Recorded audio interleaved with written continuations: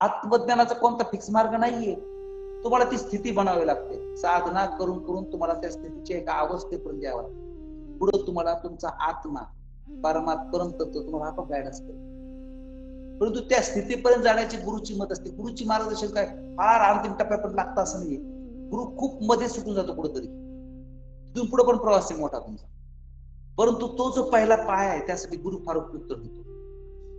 शंका निरसन, तुमच्या अडचणी सर तुम्हाला टिकून ठेवणे, तुमची भटकंती संपवणे, तुमच्यावरती प्रश्नाचे निराकरण करणे, तुमच्यावरती द्विधा मनस्थिती संपवणे, अस्वस्थता, बेचैनी ते दूर करणे, वेळ तुम्हाला आधार देणं, तुम्हाला मार्गामध्ये टिकून ठेवणं, अनुशासन तुमच्यामध्ये वाढवणं, संयम ठेवायला शिकवणं, सातत्याची गोष्ट तुम्हाला वारंवार तुम्हाला तुम्हाला तुमच्या साधनेचं व्यवस्थित नियोजन करून देणं, सतत पाठपुरावा घेणं, तुमचे कान उपटणं, तुमच्या अहंकारावर वेळोवेळी ठेचणं, या सगळ्या गोष्टी प्रत्यक्ष अप्रत्यक्ष, कधी प्रेमाने कधी लाथाडून वेगळ्या मार्गाने जो तुम्हाला तुम्हाला हटू देत नाही मार्ग.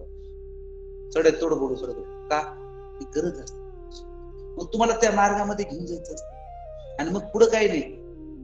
तो मार्ग देत नाही, तो तुम्हाला सवय लावतो. तुमच्या मनाला साधनेची सवय लावतो, तुमच्या मनाला अनुसंधान करायची सवय लावतो, तुमच्या मनाला एक प्रकारची दिशा देतो की हे आता आत पहा, आतल्या दिशेने चल, हे भाग आहे महत्वाचा, याच्याकडे पहा, याबाबतही जागरूक हो, या दिशेने चलून